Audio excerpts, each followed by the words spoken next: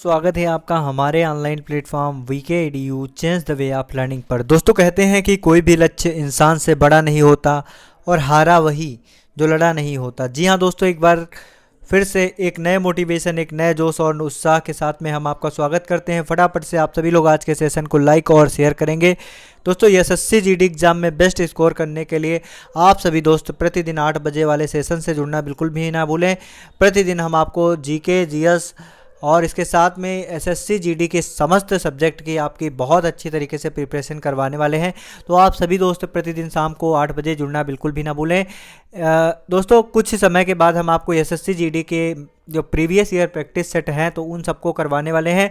तो आप सभी दोस्त एक बार चैनल को सब्सक्राइब जरूर करेंगे अगर फर्स्ट टाइम विजिट कर रहे हैं, और आज की इस क्लास में लास्ट तक बने रहेंगे एकदम शानदार तरीके से सीखने के लिए। दोस्तों आज की इस क्लास में भूगोल के टॉप 100 क्वेश्चन सिलेक्ट किए गए हैं जो एसएससी के द्वारा पिछले कई वर्षों में पूछे जा रहे हैं। ऐसे प्रश्नों को इसमें चयनित किया गया है जो कि आपके एग्ज़ाम के लिए बहुत ही महत्वपूर्ण है। तो सभी दोस्त लास्ट तक बने रहेंगे। दोस्तों कहते हैं कि हौसला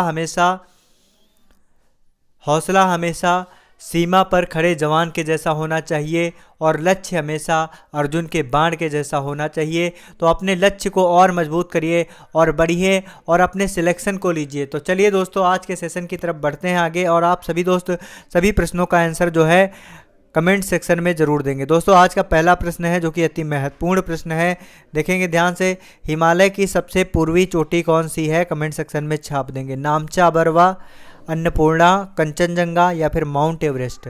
तो दोस्तों हिमालय की सबसे पूर्वी चोटी कौन सी है? कमेंट सेक्शन में छाप देंगे। हिमालय की सबसे ऊंची पर्वत चोटी कौन सी है? तो दोस्तों इसका सही आंसर क्या है एक बार कमेंट सेक्शन में छाप देंगे जितने सारे दोस्त जुड़े हुए हैं। तो दोस्तों अगर बात की जाएगी हिमालय की सबसे पूर्वी चोटी कौन सी है? तो दोस्तों हिमालय की सबसे पूर्वी चोटी कौन सी है? नामचा बरवा। ऑप्शन ए एकदम करेक्ट आंसर है। सभी दोस्त ध्यान रखेंगे। हिमालय की सबसे पूर्वी चोटी का नाम क्या है दोस्तों? हिमालय की सबसे पूर्वी चोटी का नाम है नामचा बरवा। दोस्तों बात की जाएगी हिमालय की, तो दोस्तों हिमालय की उत्पत्ति प्लेट विवर्तन की सिद्धांत पर इस पर हुई थी। साथ ही साथ में हिमालय की सबसे ऊंची चोटी कौन सी है? अगर आपसे पूछा जाता है हिमालय की सबसे ऊंची चोटी कौन सी है, तो दोस्तों हिमालय की सबसे ऊंची चोटी अगर पूछी जाती है तो सबसे ऊंची चोटी कौन सी है? तो दोस्तों हिमालय की सबसे ऊंची चोटी कौन सी है? ऊंची चोटी पूछी जाएगी तो माउंट एवरेस्ट है। अगर आपसे पूछा जाता है भारत की सबसे ऊंची चोटी, तो भारत की सबसे ऊंची चोटी कौन सी है? तो दोस्तों भारत में हिमालय की सबसे ऊंची चोटी कौन सी है दोस्तों? उसका नाम है दोस्तों K2। K2 को दोस्तों एक और नाम से जानते हैं जिसे दोस्तों हम क्या कहते हैं? गाडविन ऑस्टिन। दोस्तों क्या कहते हैं? गाडविन ऑस्टिन। गाडविन ऑस्टिन दोस्तों भारत की सबसे ऊंची चोटी है। सभी दोस्त ध्यान रखेंगे। इसकी लंबाई लगभग 8611 मीटर है। सभी दोस्त ध्यान रखेंगे।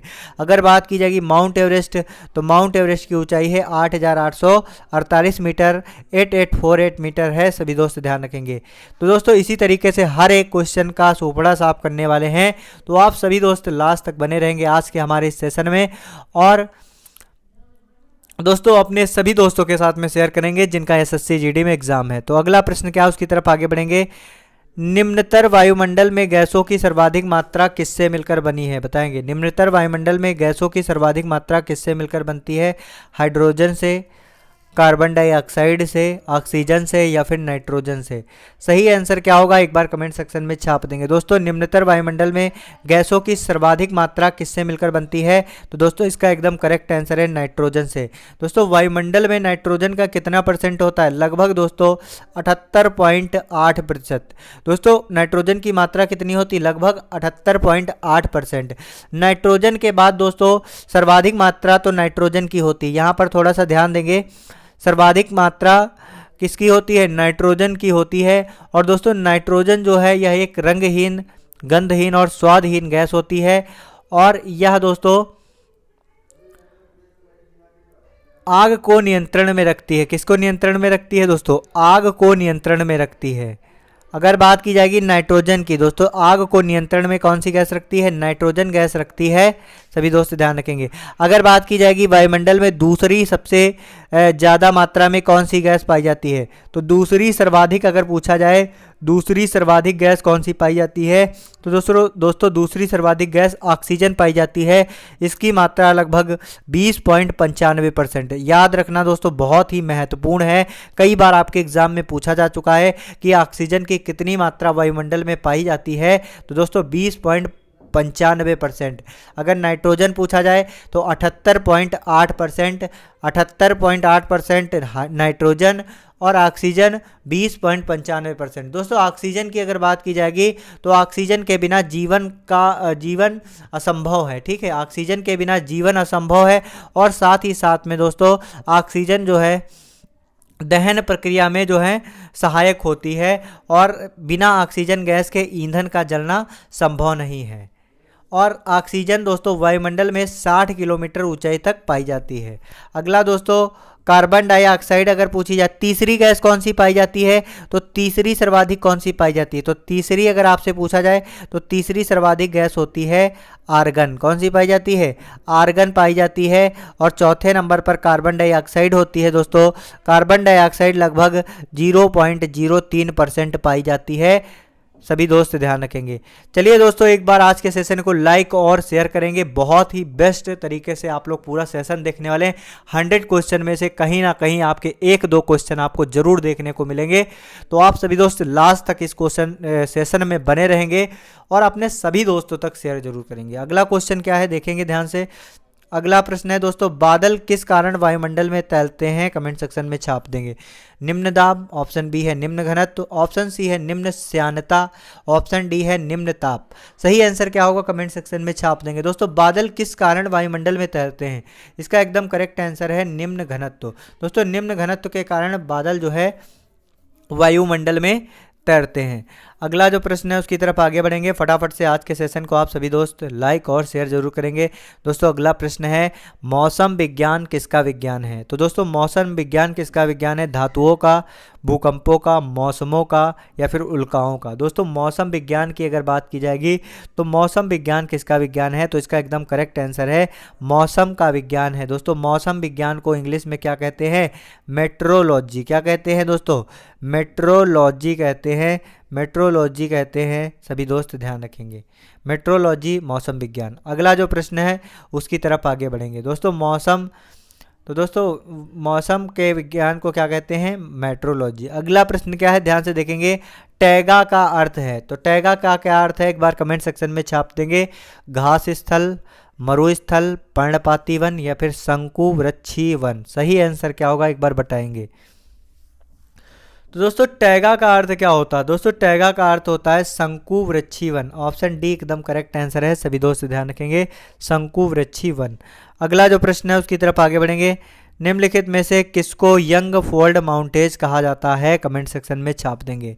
निम्नलिखित में से किसे यंग फोल्ड माउंटेज कहा जाता है, एक बार कमेंट में छाप देंगे जितने सारे दोस्त जुड़े हुए हैं। यंग फोल्ड माउंटेज किसे कहा जाता है, हिमालय को, विंध्य को, अरावली को या फिर नीलगिरी को। सही आंसर क्या होगा एक बार कमेंट सेक्शन में छाप देंगे। तो दोस्तों इसका एकदम करेक्ट आंसर है हिमालय। यंग फोल्ड माउंटेज किसे कहा जाता है, हिमालय को। ऑप्शन ए एकदम करेक्ट आंसर है। सभी दोस्त ध्यान रखेंगे। चलिए अगला प्रश्न क्या है उसकी तरफ आगे बढ़ेंगे। अगला प्रश्न है पनामा नहर का निर्माण किस वर्ष हुआ था, कमेंट सेक्शन में बताएंगे। पनामा नहर का निर्माण किस वर्ष हुआ था, वर्ष 1969, वर्ष 1980, वर्ष 1905 या फिर वर्ष 1914। तो दोस्तों बात की जाएगी अगर पनामा नहर की, तो दोस्तों पनामा नहर का निर्माण किस वर्ष हुआ था, तो दोस्तों पनामा नहर का निर्माण वर्ष 1914 में हुआ था। ऑप्शन डी एकदम करेक्ट आंसर है। सभी दोस्त ध्यान रखेंगे। चलिए अगले प्रश्न की ओर आगे बढ़ेंगे। अगला प्रश्न है वायु में नाइट्रोजन का कितना % होता है। तो दोस्तों मैंने आपको बताया था वायु में नाइट्रोजन का कितना % होता है, तो मैंने आपको इस सेशन में बताया है वायु में नाइट्रोजन का % कितना होता है, लगभग 78.8%। लेकिन दोस्तों 78.8% एग्जैक्ट होता है। इसमें आपको दोस्तों 78% याद रखना है, बाकी पॉइंट में आपका इधर से उधर हो सकता है। तो इसमें आपका एकदम करेक्ट आंसर ऑप्शन सी है दोस्तों। लगभग दोस्तों 78.8% है, 78.8%। ध्यान रखेंगे। अगला जो प्रश्न है उसकी तरफ आगे बढ़ेंगे। जी हाँ दोस्तों, चलिए अगला प्रश्न क्या है, ध्यान से देखेंगे। ओजोन परत कहाँ पाई जाती है, कमेंट सेक्शन में छाप देंगे। ओजोन परत कहाँ पाई जाती है, कमेंट सेक्शन में छाप देंगे जितने सारे दोस्त जुड़े हुए हैं। क्षोभ मंडल में, आयन मंडल में, समताप मंडल में, या फिर बहिर्मंडल में। सही आंसर क्या होगा, कमेंट सेक्शन में छाप देंगे। ओजोन परत कहाँ पाई जाती है दोस्तों, अगर बात की जाएगी ओजोन परत की, तो ओजोन परत कहाँ पाई जाती है, समताप मंडल में पाई जाती है। ऑप्शन सी आपका एकदम करेक्ट आंसर है। समताप मंडल लगभग दोस्तों 18 से 50 किलोमीटर तक के जो बीच का स्थान होता है वो किस में आता है, समताप मंडल में आता है। दोस्तों टोटल कितने मंडल हैं इसे जानना बहुत ही इंपॉर्टेंट है, तो चलिए हम आपको सभी मंडलों के बारे में बताते हैं जो कि आपके एग्जाम के लिए अति महत्वपूर्ण है। तो दोस्तों ओजोन परत की बात की जाएगी जिसे कहते हैं ओजोन लेयर। दोस्तों ओजोन परत किस में पाई जाती है, समताप मंडल में पाई जाती है ओजोन परत, सभी दोस्त ध्यान रखेंगे। और यह पराबैंगनी किरणों से पृथ्वी की रक्षा करती है, सभी दोस्त ध्यान रखेंगे। पराबैंगनी किरणों से पृथ्वी की रक्षा करती है कौन, पराबैंगनी किरणों से पृथ्वी की रक्षा करती है ओजोन परत। और दोस्तों इन्हें इंग्लिश में अल्ट्रावायलेट रेस कहते हैं। और ओजोन परत का क्षय हो रहा है जिसका मुख्य कारण क्या बताया गया दोस्तों, ओजोन परत का क्षय हो रहा है, इसका मुख्य कारण दोस्तों जो एसी से निकलने वाली गैस होती है जिसका नाम क्या है दोस्तों, CFC, क्लोरोफ्लोरोकार्बन। दोस्तों इसे मुख्य रूप से ओजोन परत के क्षय के लिए उत्तरदायी माना गया। दोस्तों ओजोन परत की नापने किससे नापते हैं, कमेंट सेक्शन में छाप देंगे। ओजोन परत के नापने की इकाई को क्या कहते हैं, जो कि कई बार आपके एग्जाम में पूछा गया। तो ओजोन परत के नापने की इकाई क्या होती है, कमेंट सेक्शन में छाप देंगे। ओजोन परत के नापने की इकाई क्या होती है, तो दोस्तों ओजोन परत के नापने की इकाई को डॉबसन कहते हैं। बहुत ही इंपॉर्टेंट है, बिल्कुल आप लोग इसको कहीं ना कहीं नोट कर लीजिए। ओजोन परत के नापने की इकाई को क्या कहते हैं, डॉबसन कहते हैं, सभी दोस्त ध्यान रखेंगे। चलिए दोस्तों अगले प्रश्न की ओर आगे बढ़ेंगे। जी हाँ दोस्तों, बताएंगे जिम कॉर्बेट नेशनल पार्क कहाँ स्थित है, एक बार कमेंट सेक्शन में छाप देंगे। जिम कॉर्बेट नेशनल पार्क कहाँ पर स्थित है, उत्तराखंड में, आंध्र प्रदेश में, मध्य प्रदेश में, या फिर हिमाचल प्रदेश में। तो एक बार कमेंट सेक्शन में छाप देंगे जिम कॉर्बेट नेशनल पार्क कहाँ पर स्थित है, सभी दोस्त बताएंगे जितने सारे आज के सेशन से जुड़े हुए हैं। एक बार लाइक शेयर और सब्सक्राइब जरूर करेंगे। जी हाँ दोस्तों, तो अगर पूछा जाता है जिम कॉर्बेट राष्ट्रीय उद्यान कहाँ पर स्थित है, तो दोस्तों इसका एकदम करेक्ट आंसर है उत्तराखंड। कहाँ में, उत्तराखंड में स्थित है। ऑप्शन ए आपका एकदम करेक्ट आंसर है दोस्तों, जिम कॉर्बेट नेशनल पार्क, जिसका नाम बदलकर क्या कर दिया गया, रामगंगा नेशनल पार्क। क्या कर दिया गया, रामगंगा नेशनल पार्क, सभी दोस्त ध्यान रखेंगे। Ramganga national park Jim Corbett national park का नया नाम है। दोस्तों यहाँ पर दोस्तों पांडा, बाघ, हाथी इत्यादि जानवर पाए जाते हैं। अगला दोस्तों अगर आपसे पूछा जाता है हिमाचल प्रदेश में कौन सा राष्ट्रीय उद्यान है, तो दोस्तों इसका एकदम करेक्ट आंसर है उत्तराखंड। अगर आपसे पूछा जाता है हिमाचल प्रदेश में कौन सा राष्ट्रीय उद्यान है, तो दोस्तों पिन वैली नेशनल पार्क है, सभी दोस्त ध्यान रखेंगे। पिन वैली नेशनल पार्क कहाँ पर है, तो दोस्तों पिन वैली नेशनल पार्क कहाँ पर है, तो Pin Valley National Park Himachal Pradesh में है, सभी दोस्त ध्यान रखेंगे। अगला अगर आपसे पूछा जाता है दोस्तों, दुधवा राष्ट्रीय उद्यान कहाँ पर है, तो दोस्तों दुधवा राष्ट्रीय उद्यान कहाँ पर है, उत्तर प्रदेश में। दोस्तों दाचिंगम राष्ट्रीय उद्यान जम्मू कश्मीर में है, ध्यान रखेंगे। दाचिंगम राष्ट्रीय उद्यान जो कि कई बार आपके एग्जाम में पूछा गया कहाँ पर है, तो दोस्तों ये जम्मू कश्मीर में है। और गिरी राष्ट्रीय उद्यान कहाँ पर पाया जाता है, तो दोस्तों गिरी राष्ट्रीय उद्यान अगर पूछा जाता है तो गुजरात में पाया जाता है, गुजरात में। काजीरंगा, मानसराम, ये दोनों दोस्तों कहाँ पर पाए जाते हैं, काजीरंगा और मानसराम ये दोनों राष्ट्रीय उद्यान हैं दोस्तों, कहाँ पर पाए जाते हैं, असम राज्य में पाए जाते हैं, ध्यान रखेंगे। और काबुल लामजाओ, दोस्तों काबुल लामजाओ बहुत ही इंपॉर्टेंट है, कई बार आपके एग्जाम में पूछा गया। तो काबुल लामजाओ अगर पूछा जाए तो दोस्तों काबुल लामजाओ राष्ट्रीय उद्यान मणिपुर में पड़ता है। अगला जो प्रश्न है उसकी तरफ आगे बढ़ेंगे। जितने सारे बार बार एसएससी में पूछे जा रहे हैं उन सभी क्वेश्चन को करवाने वाला हूं, तो सभी दोस्त लास्ट तक बने रहेंगे। निम्नलिखित में से कौन सा उल्लेखनीय औद्योगिक शहर नहीं है, कमेंट सेक्शन में छाप देंगे। कानपुर, मुंबई, जमशेदपुर या फिर इलाहाबाद।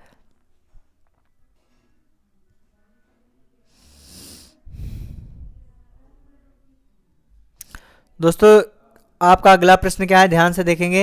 निम्नलिखित में से कौन सा उल्लेखनीय औद्योगिक शहर नहीं है? तो दोस्तों इसका सही आंसर क्या होगा, एक बार कमेंट सेक्शन में छाप देंगे। निम्नलिखित में से कौन सा उल्लेखनीय औद्योगिक शहर नहीं? तो इसका एकदम करेक्ट आंसर है इलाहाबाद। ऑप्शन डी एकदम करेक्ट आंसर है, सभी दोस्त ध्यान रखेंगे। चलिए दोस्तों अगले प्रश्न की ओर आगे बढ़ेंगे जो कि अति महत्वपूर्ण है, ध्यान से देखेंगे। सही आंसर जो है कमेंट सेक्शन में छाप देंगे। मुर्गी पालन की यूनिट में लागत को सर्वाधिक प्रभावित करने वाला कारक किसकी लागत है? मुर्गी दाना, परिवहन, चूजे या फिर दवाइयाँ? तो दोस्तों इसका एकदम करेक्ट आंसर है मुर्गी दाना। मुर्गी दाना दोस्तों सर्वाधिक प्रभावित करने वाला कारक है, किसमें? मुर्गी पालन के यूनिट में। अगला जो प्रश्न है उसकी तरफ आगे बढ़ेंगे। निम्नलिखित में से कौन सी नदी विंध्य सतपुड़ा पर्वत श्रेणियों के बीच से बहती है? कमेंट सेक्शन में छाप देंगे। निम्नलिखित में से कौन सी नदी विंध्य सतपुड़ा श्रेणियों के बीच में से बहती है? कमेंट सेक्शन में छाप देंगे। तो दोस्तों इसका ऑप्शन है चंबल, केन, गोदावरी या फिर नर्मदा। तो दोस्तों इसका एकदम करेक्ट आंसर क्या है? कमेंट सेक्शन में छाप देंगे। तो इसका एकदम करेक्ट आंसर है नर्मदा। दोस्तों नर्मदा नदी जो है विंध्य सतपुड़ा पर्वत की श्रेणियों के बीच में से बहती है। चलिए अगले प्रश्न की ओर आगे बढ़ेंगे। जी हाँ दोस्तों, जनसंख्या का घनत्व दर्शाता है। तो जनसंख्या का घनत्व क्या दर्शाता है? भूमि श्रमिक अनुपात, जनता भूमि अनुपात, भूमि पूंजी अनुपात या फिर भूमि उत्पादन अनुपात? सही आंसर क्या होगा कमेंट सेक्शन में छाप देंगे। तो दोस्तों इसका एकदम करेक्ट आंसर है जनसंख्या घनत्व क्या दर्शाता है? जनता भूमि अनुपात। ऑप्शन बी एकदम करेक्ट आंसर है, सभी दोस्त ध्यान रखेंगे। चलिए अगले प्रश्न की ओर आगे बढ़ेंगे।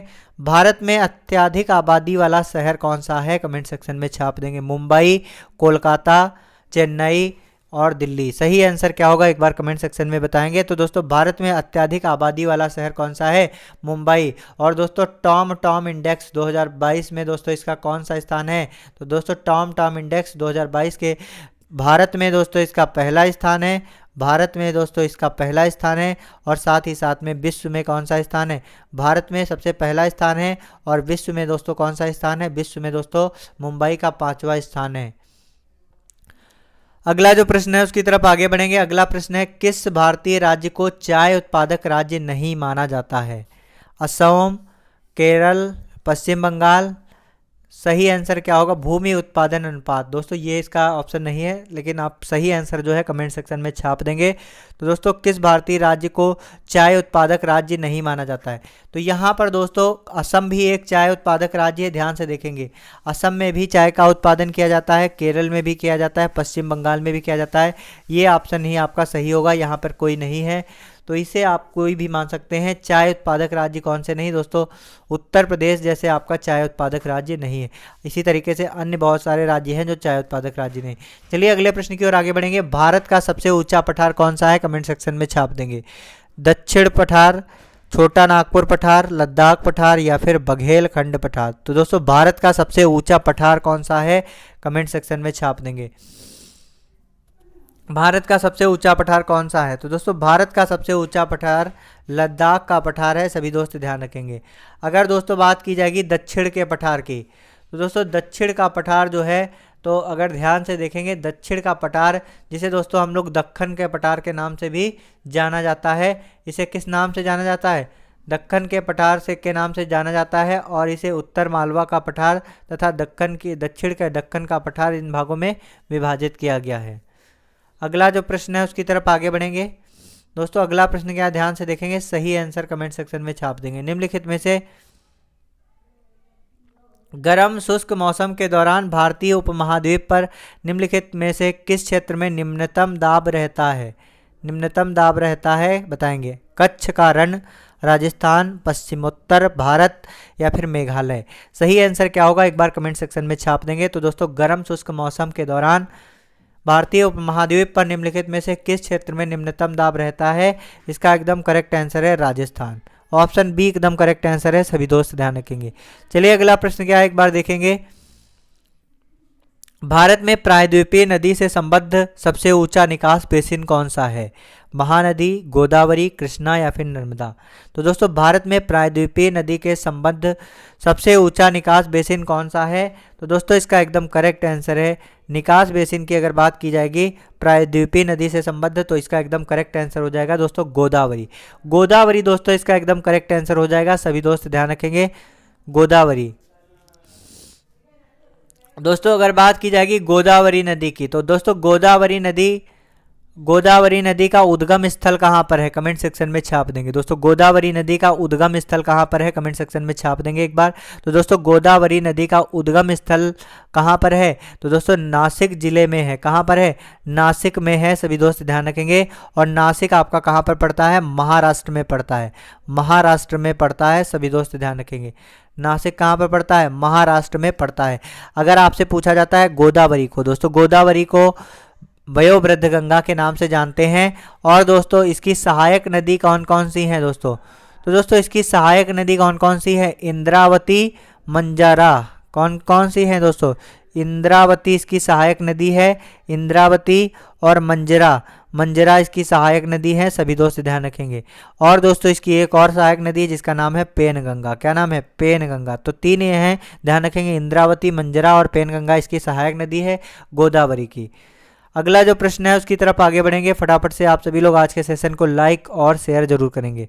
अगला जो प्रश्न है उसकी तरफ आगे बढ़ेंगे। शेर सबसे ज़्यादा किस राज्य में मिलते हैं, एक बार बताएंगे, गुजरात, तमिलनाडु, असम या फिर मध्य प्रदेश।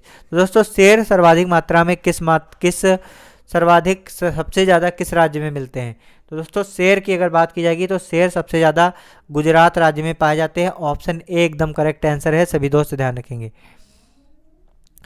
चलिए अगला प्रश्न क्या है, ध्यान से देखेंगे। निम्नलिखित में से कौन सी एजेंसी सार्वजनिक क्षेत्रों में संयंत्रों के लिए इस्पात विक्रय करती है, HNCC, HAIL या फिर SAIL या फिर टाटा स्टील। सही आंसर क्या होगा, कमेंट सेक्शन में छाप देंगे।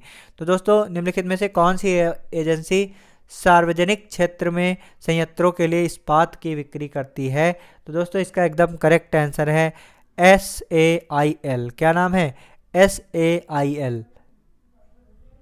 ऑप्शन सी एकदम करेक्ट आंसर है, सभी दोस्त ध्यान रखेंगे। ऑप्शन सी इसका एकदम करेक्ट आंसर है। चलिए अगला प्रश्न क्या, उसकी तरफ आगे बढ़ेंगे। निम्नलिखित में से कौन सा देश पाल्क स्ट्रेट से जुड़े हुए हैं, भारत और श्रीलंका, उत्तरी कोरिया और दक्षिणी कोरिया, पाकिस्तान एवं चीन, ब्रिटेन एवं फ्रांस। सही आंसर क्या होगा, एक बार कमेंट सेक्शन में छाप देंगे। दोस्तों कौन से देश जो है पाल्क स्ट्रेट से जुड़े हुए हैं, एक बार सभी दोस्त कमेंट सेक्शन में छाप देंगे। तो दोस्तों पाक स्ट्रेट से कौन से देश जुड़े हुए हैं, तो श्रीलंका तथा भारत। दोस्तों ऑप्शन ए एकदम करेक्ट आंसर है, भारत और श्रीलंका। दोस्तों भारत और श्रीलंका किस तरीके से जुड़े हुए हैं, दोस्तों एक जल संधि है जिसका नाम है पाल्क स्ट्रेट। दोस्तों क्या है, जल संधि। दोस्तों भारत जो है श्रीलंका के साथ में जलीय संधि बनाता है, स्थलीय सीमा नहीं साझा करता है। ये बात ध्यान रखेंगे, भारत और श्रीलंका जलीय सीमा साझा करता है। और दोस्तों यह मन्नार की खाड़ी के द्वारा अलग होता है, सभी दोस्त ध्यान रखेंगे। अगला अगर बात की जाएगी श्रीलंका की वर्तमान समय में राजधानी क्या है, तो दोस्तों श्रीलंका की वर्तमान समय में राजधानी श्री जयवर्धनपुरे कोट्टे है, सभी दोस्त ध्यान रखेंगे। अगला जो प्रश्न है उसकी तरफ आगे बढ़ेंगे। अगला प्रश्न है, निम्नलिखित का मिलान कीजिए। दोस्तों यहाँ पर दो सूचियाँ दी हुई हैं, सूची फर्स्ट और सूची सेकंड। इसमें मिलान करना है कि कहाँ पर किसका उत्पादन होता है। दोस्तों हजारीबाग, नेवली, झारिया, राउरकेला। और इधर पर ऑप्शन फर्स्ट में कोयला, लोहा, भूरा कोयला, अभ्रक। तो सही इसका मिलान करना है, तो ध्यान से देखेंगे और सही मिलान हम लोग करेंगे। तो यहाँ पर पहले इसका मिलान करना है दोस्तों, उसके बाद दोस्तों इसमें जो ऑप्शन है इसके अकॉर्डिंग हमको चेक करना है कि कौन सा किसका सही होगा। तो दोस्तों हजारीबाग की अगर बात की जाएगी तो हजारीबाग में दोस्तों अभ्रक होता है, अभ्रक का उत्पादन किया जाता है। दोस्तों अगर बात की जाएगी नेवली में दोस्तों तो भूरा कोयला लिग्नाइट से संबंधित है। अगला दोस्तों अगर पूछा जाएगा झारिया, तो दोस्तों झारिया कोयला से संबंधित है, ध्यान से रखेंगे। झारिया किससे संबंधित है, तो झारिया आपका दोस्तों किससे संबंधित है, तो थोड़ा ध्यान से देखेंगे झारिया किससे संबंधित है। तो झारिया दोस्तों इसमें एक बार ध्यान से इसको मैच करवाते हैं। तो यहाँ पर दोस्तों हजारीबाग की अगर बात की जाएगी तो हजारीबाग यहाँ पर देखेंगे कोयला से संबंधित है, तो यहाँ पर हजारीबाग का 4 लिख लेंगे, ठीक है। यानी कि हजारीबाग का कोयला हो गया, अभ्रक यहाँ पर सॉरी हजारीबाग पहले का हो गया अभ्रक, ठीक। दूसरा देखेंगे नेवली, तो नेवली किससे संबंधित है, तो इसमें से नेवली की अगर बात की जाएगी दोस्तों नेवली भूरा कोयला से संबंधित है। किससे संबंधित है? भूरा कोयला से संबंधित है। यहीं से देख लेंगे जिससे आपका ज़्यादा दिक्कत ना हो। अगर बात की जाएगी झरिया दोस्तों, तो झरिया किससे संबंधित है? तो झरिया दोस्तों कोयला से संबंधित है। किससे संबंधित है? कोयला से संबंधित है। अगर बात की जाएगी राउर केला, तो दोस्तों राउर केला किससे संबंधित है? राउर केला दोस्तों लोहा से संबंधित है। सभी दोस्त ध्यान रखेंगे, किससे संबंधित है? लोहा से संबंधित है। तो ये मैच करेंगे, ये जिसमें आपका होगा वही ऑप्शन सही होगा। 4 3 1 2। तो दोस्तों 4 3 1 2 कौन सा ऑप्शन है? ध्यान से देखेंगे, 4 3 1 2 दोस्तों। 4 3 1 2 अगर बात की जाएगी तो ऑप्शन बी आपका एकदम करेक्ट आंसर है। सभी दोस्त ध्यान रखेंगे। चलिए फटाफट से आप सभी दोस्त आज के सेशन को लाइक और शेयर जरूर करेंगे। अगला जो प्रश्न है, भारत का सबसे ऊंचा जलप्रपात कौन सा है? कमेंट सेक्शन में छाप देंगे। शिमला प्रपात, होगेनक्कल प्रपात, कोर्टालम प्रपात या फिर जोग प्रपात। तो दोस्तों भारत का सबसे ऊंचा जलप्रपात कौन सा है? तो दोस्तों भारत का सबसे ऊंचा जलप्रपात जोग प्रपात है। ऑप्शन डी एकदम करेक्ट आंसर है। सभी दोस्त ध्यान रखेंगे। चलिए अगले प्रश्न की ओर आगे बढ़ेंगे। भारत का सबसे ऊंचा प्रपात जोग प्रताप है। अगला दोस्तों, जूट उत्पादन में सबसे प्रचुर प्रदेश कौन सा है? पश्चिम बंगाल, तमिलनाडु, केरल या फिर उड़ीसा। तो दोस्तों जूट उत्पादन में सबसे प्रचुर प्रदेश कौन सा है? तो जूट उत्पादन में सबसे प्रचुर प्रदेश की अगर बात की जाएगी तो पश्चिम बंगाल है। ऑप्शन ए एकदम करेक्ट आंसर है। सभी दोस्त ध्यान रखेंगे। चलिए अगले प्रश्न की ओर आगे बढ़ेंगे। अगला प्रश्न है, मधुमक्खियों के प्रजनन एवं प्रबंध को क्या कहते हैं? दोस्तों मधुमक्खियों के प्रजनन एवं प्रबंध को क्या कहते हैं? कमेंट सेक्शन में छाप देंगे। मधुमक्खियों के प्रजनन एवं प्रबंध को क्या कहते हैं? सभी दोस्त फटाफट से एक बार कमेंट सेक्शन में छाप देंगे। जितने सारे दोस्त जुड़े हुए हैं सभी दोस्त एक बार लाइक और शेयर जरूर करेंगे। दोस्तों मधुमक्खियों के प्रजनन और प्रबंध को क्या कहते हैं? सेरीकल्चर कहते हैं। क्या कहते हैं? सेरीकल्चर कहते हैं। सभी दोस्त ध्यान रखेंगे। चलिए दोस्तों अगले प्रश्न की ओर आगे बढ़ेंगे। फटाफट से आप सभी लोग आज के सेशन को लाइक और शेयर जरूर करेंगे। सर्वाधिक गेहूं की पैदावार भारत के किस राज्य में होती है? कमेंट सेक्शन में छाप देंगे। तो दोस्तों सर्वाधिक गेहूं की पैदावार भारत के किस राज्य में होती है? तो दोस्तों सर्वाधिक गेहूं की पैदावार की अगर बात की जाएगी तो सर्वाधिक गेहूं की पैदावार भारत के उत्तर प्रदेश में होती है। सभी दोस्त ध्यान रखेंगे। चलिए अगला प्रश्न क्या है उसकी तरफ आगे बढ़ेंगे।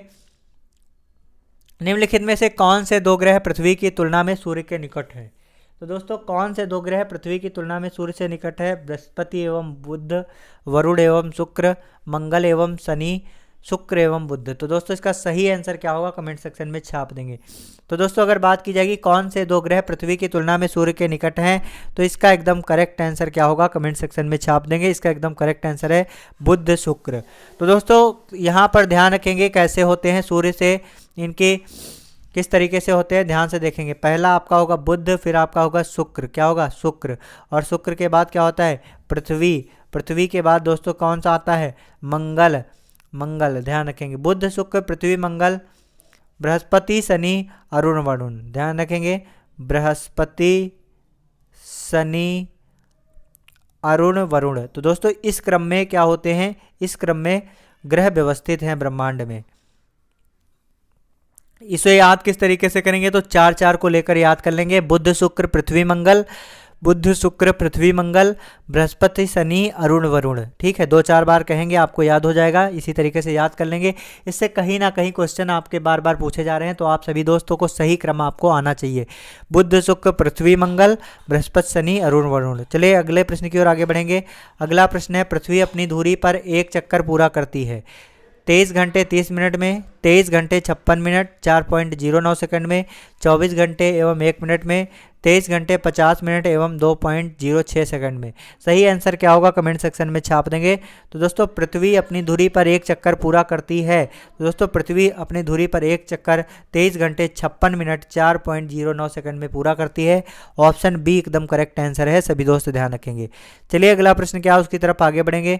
निम्नलिखित में से किसकी आयु का निर्धारण करने हेतु कार्बन डेटिंग विधि का प्रयोग किया जाता है? तो दोस्तों किसकी आयु का निर्धारण करने के लिए कार्बन डेटिंग विधि का प्रयोग किया जाता है? जीवाश्मों का, ऑप्शन बी है चट्टानों का, ऑप्शन सी है पेड़ों का, या फिर ऑप्शन डी है ए और बी दोनों। तो दोस्तों इसका सही आंसर क्या होगा? कमेंट सेक्शन में छाप देंगे। तो दोस्तों अगर आपसे पूछा जाता है कार्बन डेटिंग विधि से का प्रयोग किया जाता है? तो दोस्तों कार्बन डेटिंग विधि से किसका प्रयोग किया जाता है, किसका पता लगाया जाता है? तो दोस्तों कार्बन डेटिंग विधि से चट्टानों का प्रयोग चट्टानों की आयु का पता लगाया जाता है। साथ ही साथ दोस्तों जीवाश्मों की आयु का भी पता लगाया जा सकता है। तो यहाँ पर दोस्तों जीवाश्मों का पता लगाया जाता है। ऑप्शन ए ज़्यादा एग्जैक्ट सही रहेगा, सभी दोस्त ध्यान रखेंगे। अगला जो प्रश्न है उसकी तरफ आगे बढ़ेंगे। अगला प्रश्न है, निम्नलिखित भारतीय राज्यों में से किस राज्य की कोई समुद्री सीमा नहीं है? गुजरात, गोवा, राजस्थान या फिर महाराष्ट्र। तो निम्नलिखित भारतीय राज्यों में से किस राज्य की कोई समुद्री सीमा नहीं है? कमेंट सेक्शन में छाप देंगे। तो दोस्तों गुजरात की अगर बात की जाएगी तो गुजरात भी समुद्री सीमा को टच करता है। अगर ध्यान से देखेंगे महाराष्ट्र भी समुद्री सीमा को टच करता है। और कौन सा इसमें नहीं टच करता बताएंगे। तो दोस्तों राजस्थान एक ऐसा राज्य है जो कि समुद्री सीमा से नहीं लगता है। गोवा भी आपकी समुद्री सीमा को टच करता है, स्पर्श करता है।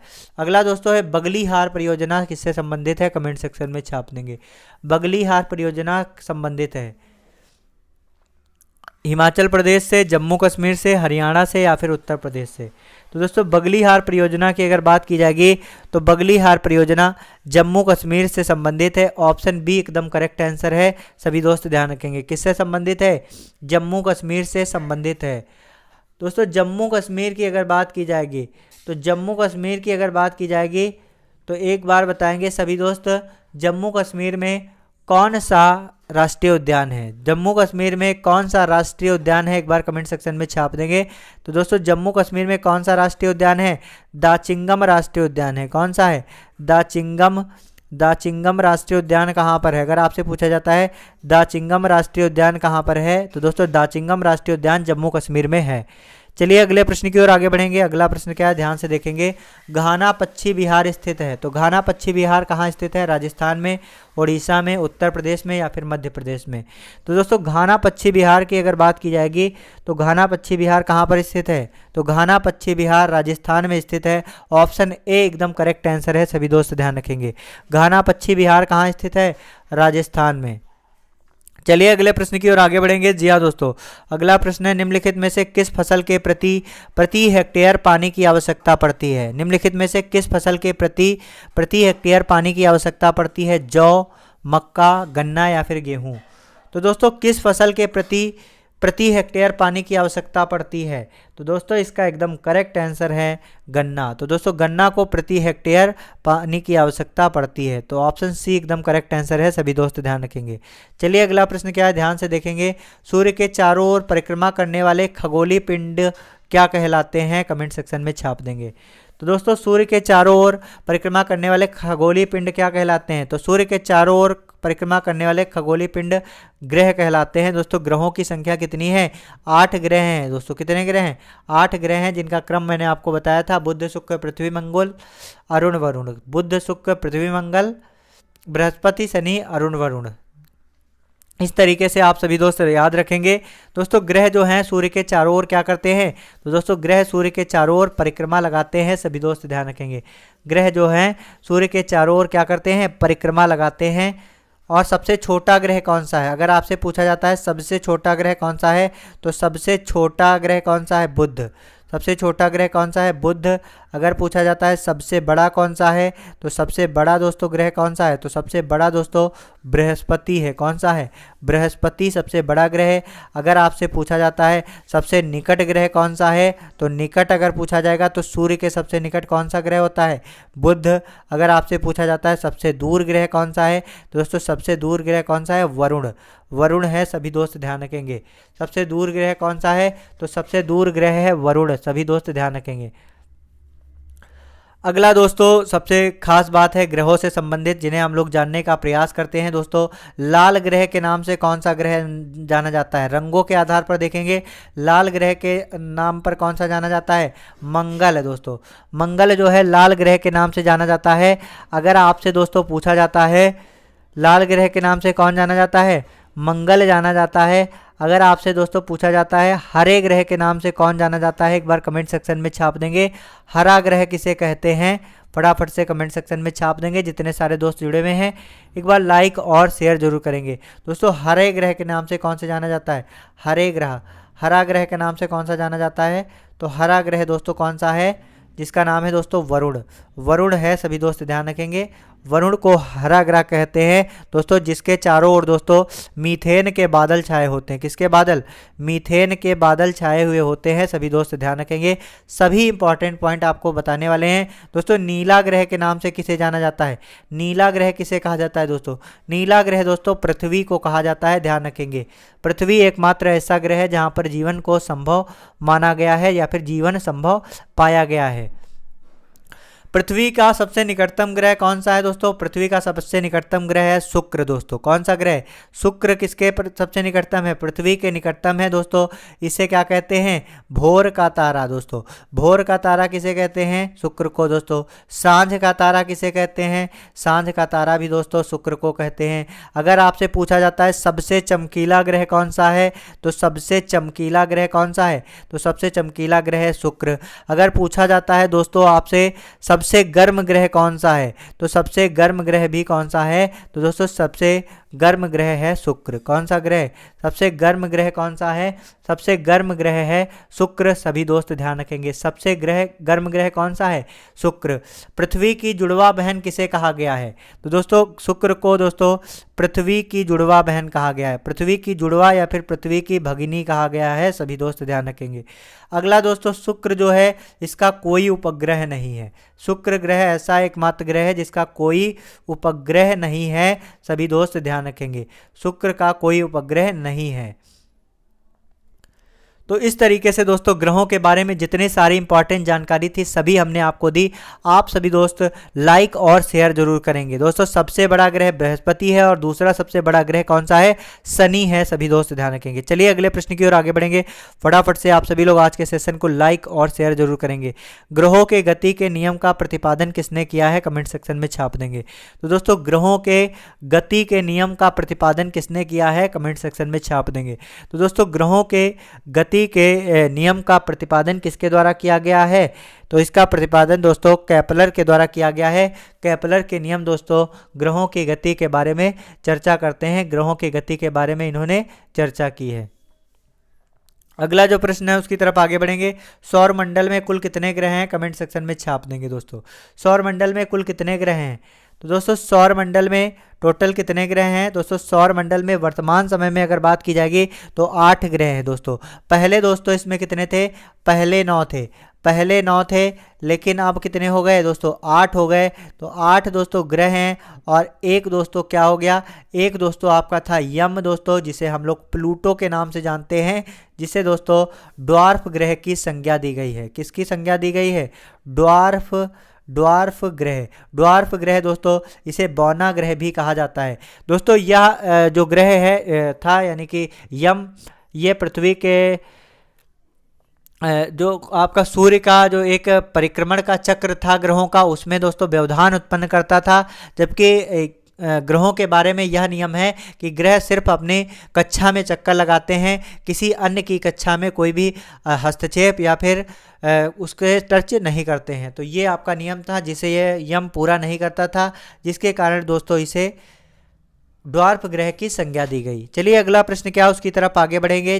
जितने सारे दोस्त आज के सेशन से जुड़े एक बार लाइक करेंगे और साथ ही साथ में शेयर करेंगे। सूर्य से बढ़ती हुई दूरी के अनुसार ग्रहों का सही क्रम है। तो इसमें बताएंगे सूर्य के से बढ़ती हुई दूरी के अनुसार ग्रहों का सही क्रम क्या है। तो दोस्तों हमने बताया था इस तरीके के प्रश्न कहीं ना कहीं आपको एग्जाम में देखने को मिलेंगे। तो दोस्तों इसका हमने आपको एक गाने की तरह आपको याद करवाया था। अगर आपको याद है तो आप कर लेंगे दोस्तों। याद करेंगे बुध शुक्र पृथ्वी मंगल। एक बार हमारे साथ बोलेंगे बुध शुक्र पृथ्वी मंगल। तो इसमें बुध शुक्र पृथ्वी मंगल इसका एग्जैक्ट आंसर है। ऑप्शन ए एकदम करेक्ट आंसर है। तो इसे गाने की तरह याद कर लें, बुध शुक्र पृथ्वी मंगल, बृहस्पति शनि अरुण वरुण। एक बार कहेंगे बुध शुक्र पृथ्वी मंगल, बृहस्पति शनि अरुण वरुण। तो इस तरीके से अगर आधा आधा करके याद कर लेंगे 4-4 को, तो आपको याद रहेगा सूर्य के तरफ से बढ़ते हुए क्रम में ग्रहों के नाम। अगला जो प्रश्न है उसकी तरफ आगे बढ़ेंगे। फटाफट से आप सभी लोग आज के सेशन को लाइक और शेयर जरूर करेंगे। दोस्तों यहाँ पर देखेंगे इस क्वेश्चन का आंसर हम इससे पहले भी दे चुके हैं और जो कि बहुत ही महत्वपूर्ण है, कई बार आपके एग्जाम में पूछा गया। सबसे चमकीला ग्रह है, तो बताएंगे सबसे चमकीला ग्रह कौन सा है। पृथ्वी, शुक्र, मंगल या फिर बृहस्पति। तो दोस्तों सबसे चमकीला ग्रह कौन सा है? सबसे चमकीला ग्रह की अगर बात की जाएगी, आपसे पूछा जाता है सबसे चमकीला ग्रह कौन सा है, तो दोस्तों सबसे चमकीला ग्रह जो कि मैंने आपको बताया था शुक्र है। कौन है? शुक्र है। और शुक्र के बारे में हमने आपको क्या क्या बताया था? शुक्र का दोस्तों कोई उपग्रह नहीं है। यहाँ पर ध्यान देंगे, शुक्र का कोई उपग्रह नहीं है, क्योंकि यह सबसे ज़्यादा गर्म ग्रह होता है, सबसे ज़्यादा चमकीला ग्रह होता है। और दोस्तों इसे भोर का तारा कहते हैं, और साथ ही साथ में दोस्तों इसे सांझ का तारा कहते हैं। पृथ्वी की जुड़वा बहन भी दोस्तों शुक्र को ही कहा जाता है। पृथ्वी के सबसे नज़दीकी ग्रह कौन सा है? शुक्र ही है। तो इस तरीके से शुक्र के बारे में सारे पॉइंट आपको याद हो गए होंगे, ऐसी हम आशा करते हैं। सभी दोस्त ध्यान रखेंगे। और बुध और शुक्र के पास दोस्तों कोई भी उपग्रह नहीं है। और सबसे ज़्यादा गर्म ग्रह कौन सा होता है? शुक्र होता है। दोस्तों मंगल की अगर बात की जाएगी, दोस्तों मंगल की अगर बात की जाएगी तो मंगल का रंग कैसा होता है दोस्तों? तो मंगल ग्रह का रंग लाल होता है। सभी दोस्त ध्यान रखेंगे। और मंगल ग्रह के कितने उपग्रह हैं? तो दोस्तों 2 उपग्रह हैं, जो कि कई बार आपके एग्जाम में पूछे गए। नाम क्या इनके दोस्तों? तो इनके नाम है फोबोस तथा डीमोस। क्या नाम है? फोबोस तथा डीमोस इनके नाम है। सभी दोस्त ध्यान रखेंगे, कई बार आपके एग्जाम में पूछे जा चुके हैं। चलिए अगले प्रश्न की ओर आगे बढ़ेंगे। फटाफट से आज के सेशन को लाइक करेंगे और साथ ही साथ में शेयर करेंगे। सूर्य के धरातल का तापमान लगभग कितना होता है? बताएंगे। सूर्य के धरातल का तापमान लगभग कितना होता है? 3000 degree Celsius, 5000 degree Celsius, 6000 degree Celsius या फिर 7000 डिग्री सेल्सियस। तो दोस्तों अगर बात की जाएगी सूर्य के धरातल का तापमान कितना होता है, तो कमेंट सेक्शन में एक बार छाप देंगे सूर्य के धरातल का तापमान कितना होता है। तो दोस्तों सूर्य के धरातल का तापमान लगभग 6000 डिग्री सेल्सियस होता है। ऑप्शन सी एकदम करेक्ट आंसर है। सभी दोस्त ध्यान रखेंगे। अगला जो प्रश्न है उसको देखेंगे। सही आंसर जो है कमेंट सेक्शन में चिपका देंगे। सूर्य से संगठन में सहायक गैस है ऑक्सीजन एवं नाइट्रोजन, हीलियम एवं ऑक्सीजन, हीलियम और नाइट्रोजन या फिर हीलियम एवं हाइड्रोजन। तो दोस्तों सूर्य के संगठन में सहायक गैस कौन सी है? बताएंगे। सूर्य के संगठन में सहायक गैस कौन सी है? तो दोस्तों सूर्य के संगठन में सहायक गैस हीलियम और हाइड्रोजन है। हीलियम और हाइड्रोजन मिलकर दोस्तों सूर्य के संगठन में सहायक है। सभी दोस्त ध्यान रखेंगे, हीलियम और हाइड्रोजन। अगला जो प्रश्न है उसकी तरफ आगे बढ़ेंगे। बिना उपग्रह वाले ग्रह कौन से हैं? तो दोस्तों हमने ये भी आपको बताया है कि बिना उपग्रह वाले ग्रह कौन से हैं। अभी मैंने आपको इस प्रश्न के पहले जो आया था उसमें बताया था। बुध एवं मंगल, मंगल एवं शुक्र, मंगल एवं वरुण या फिर बुध एवं शुक्र। तो दोस्तों इसका एग्जैक्ट आंसर है बुध एवं शुक्र। बुध एवं शुक्र 2 ऐसे ग्रह हैं जिनके कोई भी उपग्रह नहीं है। अगला जो प्रश्न है उसकी तरफ आगे बढ़ेंगे। सूर्य के प्रकाश को पृथ्वी तक पहुंचने में लगभग कितना समय लगता है? कमेंट सेक्शन में छाप देंगे। तो दोस्तों सूर्य के प्रकाश को पृथ्वी तक पहुंचने में कितना समय लगता है? सूर्य के प्रकाश को पृथ्वी तक पहुंचने में लगभग 8 मिनट का समय लगता है। ऑप्शन ए आपका एकदम करेक्ट आंसर है। सभी दोस्त ध्यान रखेंगे, लगभग 8 मिनट। अगला प्रश्न है सौरमंडल का सबसे छोटा ग्रह कौन सा है? शनि, मंगल, बुध या फिर पृथ्वी। तो दोस्तों सौरमंडल का सबसे छोटा ग्रह आपसे अगर पूछा जाए तो दोस्तों सबसे छोटा ग्रह और सबसे निकट ग्रह कौन सा है? बुध ही है। दोस्तों ध्यान रखेंगे। सौरमंडल में जो अगर पूछा जाए सबसे नज़दीक ग्रह कौन सा है, तो दोस्तों सबसे नज़दीक ग्रह और सबसे छोटा ग्रह कौन सा है? बुध है। और साथ ही साथ में दोस्तों सूर्य के सबसे कम दिनों में इसकी परिक्रमण करने वाला, इसकी चक्कर लगाने वाला ग्रह कौन सा है? तो दोस्तों बुध ही है। और बुध का कोई भी उपग्रह नहीं है। और दोस्तों बुध ग्रह पर दिन अधिक गर्म होते हैं और रात में अधिक बर्फीली होती हैं। रात में बहुत ज़्यादा ठंड होती है। अगला दोस्तों रात में लाल रंग का दिखाई देने वाला ग्रह कौन सा है? तो ये भी दोस्तों हम आपको बता चुके हैं। रात में लाल रंग का कौन सा ग्रह दिखाई देता है, जिसे लाल ग्रह के नाम से जानते हैं? इसका एकदम करेक्ट आंसर है मंगल। दोस्तों मंगल ग्रह रात में लाल रंग का दिखाई देता है। और साथ ही साथ में दोस्तों मंगल ग्रह की बात की जाएगी दोस्तों, तो मंगल ग्रह दोस्तों इसका रंग लाल किस कारण होता है? अगर आपसे पूछा जाता है मंगल ग्रह का रंग लाल किस कारण होता है, दोस्तों मंगल ग्रह का रंग लाल होने का कारण क्या है? Iron oxide. ध्यान रखेंगे, आयरन ऑक्साइड की उपस्थिति के कारण मंगल ग्रह का रंग कैसा होता है? लाल दिखाई देता है। सभी दोस्त ध्यान रखेंगे। मंगल के 2 उपग्रह हैं, फीबोस तथा डीमोस। फोबस तथा डीमोस है, ध्यान रखेंगे। अगला जो प्रश्न है उसकी तरफ आगे बढ़ेंगे। फटाफट से आप सभी लोग आज के सेशन को लाइक और शेयर करते रहेंगे। कौन सा ग्रह हरे रंग का प्रतीत होता है? तो दोस्तों ये भी मैं आपको बता चुका, सही आंसर कमेंट सेक्शन में छाप देंगे। शनि, बृहस्पति, वरुण या फिर शुक्र। तो दोस्तों हरे रंग का ग्रह कौन सा है? वरुण ग्रह दोस्तों हरे रंग का ग्रह है। दोस्तों वरुण ग्रह की अगर बात की जाएगी तो वरुण ग्रह की खोज 1846 में की गई थी। कब की गई थी? 1846 में वरुण ग्रह की खोज किसने की थी? एक खगोलज्ञ थे जिनका नाम था जहान गाले। एक खगोलज्ञ थे, ध्यान नाम याद रखेंगे। एक कौन थे दोस्तों? खगोलज्ञ। एक खगोलज्ञ थे जिनका नाम क्या था? ध्यान से देखें, एक खगोलज्ञ थे जिनका नाम था जहान गाले। जिनका नाम था दोस्तों जहान गाले, जिन्होंने दोस्तों वरुण ग्रह की खोज की थी। और दोस्तों वरुण ग्रह के चारों ओर किसके बादल छाए होते हैं? तो दोस्तों वरुण ग्रह के चारों ओर मीथेन के बादल छाए हुए होते हैं। मीथेन के बादल छाए हुए होते हैं, सभी दोस्त ध्यान रखेंगे। चलिए अगले प्रश्न की ओर आगे बढ़ेंगे। अगला प्रश्न क्या है? नीले ग्रह के नाम से जाना जाता है। तो कौन सा ग्रह नीले ग्रह के नाम से जाना जाता है? तो ये भी मैंने आपको बताया है, फटाफट से कमेंट सेक्शन में छाप देंगे। कौन सा ग्रह नीले ग्रह के नाम से जाना जाता है? एक बार कमेंट सेक्शन में छाप देंगे। तो दोस्तों कौन सा ग्रह नीले ग्रह के नाम से जाना जाता है? इसका एकदम करेक्ट आंसर है पृथ्वी। दोस्तों पृथ्वी जो है नीले ग्रह के नाम से जानी जाती है। ऑप्शन बी एकदम करेक्ट आंसर है, सभी दोस्त ध्यान रखेंगे। पृथ्वी नीले ग्रह के नाम से जानी जाती है। यह एकमात्र ऐसा ग्रह है जहां पर दोस्तों जीवन का अस्तित्व पाया गया है। तो जीवन का अस्तित्व किस ग्रह पर पाया गया है? तो दोस्तों जीवन का अस्तित्व एकमात्र ग्रह पृथ्वी पर पाया गया है। और इसका एकमात्र उपग्रह कौन सा है दोस्तों? इसका एकमात्र उपग्रह की अगर बात की जाएगी तो इसका एकमात्र उपग्रह कौन सा है? चंद्रमा। चंद्रमा दोस्तों इसका एकमात्र उपग्रह है। दोस्तों पृथ्वी सूर्य का परिक्रमा जो करती है, सूर्य का परिक्रमण करती है, उसे क्या कहते हैं? दोस्तों पृथ्वी सूर्य का परिक्रमा जिस समय काल में करती है उसे क्या कहते हैं? उसे दोस्तों कहते हैं सौर वर्ष। क्या कहते हैं? सौर वर्ष कहते हैं, सभी दोस्त ध्यान रखेंगे, सौर वर्ष कहते हैं। अगला जो प्रश्न है उसकी तरफ आगे बढ़ेंगे। सूर्य से पृथ्वी तक की दूरी कितनी है? बताएंगे। सूर्य से पृथ्वी तक की दूरी कितनी है? एक बार कमेंट सेक्शन में छाप देंगे। 149 million kilometre, 150 million kilometre, 236 million kilometre या फिर 256 मिलियन किलोमीटर।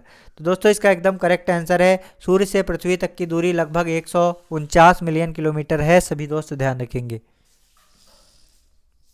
चलिए अगले प्रश्न की ओर आगे बढ़ेंगे। पृथ्वी पर दिन रात की अवधि कहाँ पर समान होती है? कमेंट सेक्शन में छाप देंगे। तो दोस्तों पृथ्वी पर दिन रात की अवधि कहाँ पर समान होती है? भूमध्य रेखा पर, मकर रेखा पर, कर्क रेखा पर या फिर ध्रुवों पर।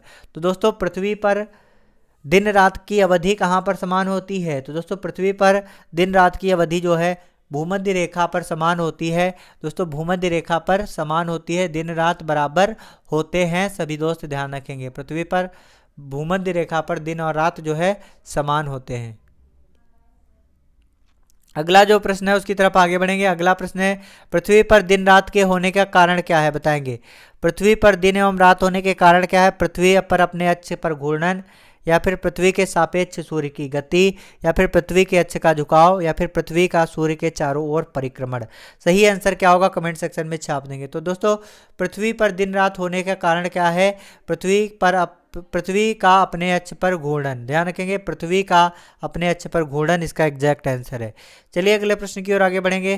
पृथ्वी की अपनी कक्षा में गति है, बताएंगे। पृथ्वी की अपनी कक्षा में गति है पश्चिम से पूरब की ओर, पूरब से पश्चिम की ओर, उत्तर से दक्षिण की ओर या फिर दक्षिण से उत्तर की ओर। सही आंसर क्या होगा? कमेंट सेक्शन में छाप देंगे। दोस्तों पृथ्वी की गति की बात की जाएगी, पृथ्वी की अपनी कक्षा में गति किस तरफ से होती है? पश्चिम से पूरब की ओर। ऑप्शन ए एकदम करेक्ट आंसर है, सभी दोस्त ध्यान रखेंगे। बहुत ही महत्वपूर्ण प्रश्न है, तो सभी दोस्त इसे ध्यान जरूर रखेंगे। इसी तरीके के सभी प्रश्न आपको जितने आपके एग्जाम के लिए अति महत्वपूर्ण है, हर एक क्वेश्चन आपको करवाने वाले हैं, तो सभी दोस्त लास्ट तक आज के सेशन में बने रहेंगे।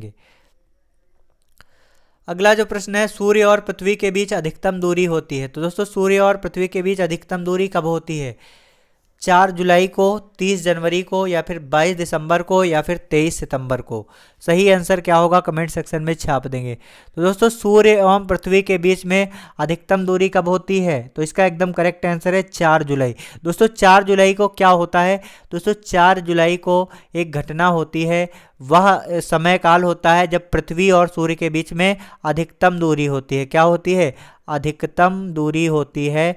अधिकतम दूरी होती है किसके किसके मध्य? पृथ्वी और सूर्य के मध्य। किसके किसके मध्य? पृथ्वी और सूर्य के मध्य अधिकतम दूरी होती है। सभी दोस्त ध्यान रखेंगे। और इस घटना को क्या कहा जाता है? तो दोस्तों 4 जुलाई को अपसौर कहते हैं। क्या कहते हैं? अपसौर। ध्यान रखेंगे 4 जुलाई को क्या कहते हैं? अपसौर कहते हैं। अगला दोस्तों अगर बात की जाएगी सूर्य और पृथ्वी के बीच में कम से कम निकटतम दूरी कब होती है? अगर आपसे पूछी जाएगी निकटतम दूरी कब होती है, निकटतम दूरी कब होती है, तो दोस्तों सूर्य और पृथ्वी के मध्य निकटतम दूरी कब होती है? 3 जनवरी को। कब होती है? 3 जनवरी को होती है। सभी दोस्त ध्यान रखेंगे 3 जनवरी को। और इस घटना को किस नाम से जानते हैं? उपसौर के नाम से जानते हैं। अगला जो प्रश्न है उसकी तरफ आगे बढ़ेंगे। फटाफट से आप सभी लोग आज के सेशन को लाइक और शेयर जरूर करेंगे। चंद्र ग्रहण का कारण क्या है बताएंगे। पृथ्वी एवं सूर्य के बीच में चंद्रमा का आना, या फिर पृथ्वी एवं चंद्रमा के बीच में सूर्य का आना, या फिर सूर्य एवं चंद्रमा के बीच में पृथ्वी का आना, या फिर उपरोक्त में से कोई नहीं। तो दोस्तों चंद्र ग्रहण का कारण क्या है? दोस्तों चंद्र ग्रहण की स्थिति तब उत्पन्न होती है जब सूर्य और चंद्रमा पृथ्वी के बीच आ जाता है। ध्यान रखेंगे सूर्य किसके बीच में आ जाता? सूर्य और चंद्रमा पृथ्वी के बीच में आ जाता है। ध्यान रखेंगे सूर्य चंद्रमा पृथ्वी के बीच में आ जाता है। किस? सूर्य और चंद्रमा के बीच में पृथ्वी आ जाता है। यहाँ पर डाउट नहीं होगा दोस्तों। यहाँ पर देखेंगे सूर्य चंद्रमा के बीच में पृथ्वी का आना, ये आपका एग्जैक्ट आंसर है। सूर्य एवं चंद्रमा के बीच में पृथ्वी जब आ जाती है तब दोस्तों सूर्य की पूरी रोशनी चंद्रमा पर नहीं पड़ती है। चंद्रमा पर नहीं पड़ती है तो उसे क्या कहते हैं? चंद्र ग्रहण कहते हैं। सभी दोस्त ध्यान रखेंगे सूर्य एवं चंद्रमा के बीच में पृथ्वी का आ जाना चंद्र ग्रहण का कारण है दोस्तों। और चंद्र ग्रहण हमेशा पूर्णिमा को पड़ता है। सभी दोस्त ध्यान रखेंगे। अगला जो प्रश्न है उसकी तरफ आगे बढ़ेंगे। सूर्य ग्रहण का कारण क्या है बताएंगे दोस्तों। सूर्य ग्रहण का कारण क्या है? दोस्तों जब सूर्य व पृथ्वी के बीच में चंद्रमा आ जाता है तब क्या होता है दोस्तों? तब दोस्तों कौन सा ग्रहण होता है? जब सूर्य व पृथ्वी के बीच में चंद्रमा आ जाता है तब सूर्य ग्रहण होता है। जब सूर्य और पृथ्वी के बीच में चंद्रमा आ जाता है तब कौन सा ग्रहण होता है? सूर्य ग्रहण होता है। ध्यान रखेंगे दोस्तों। अगर बात की जाएगी सूर्य ग्रहण की, दोस्तों सूर्य ग्रहण कब होता है?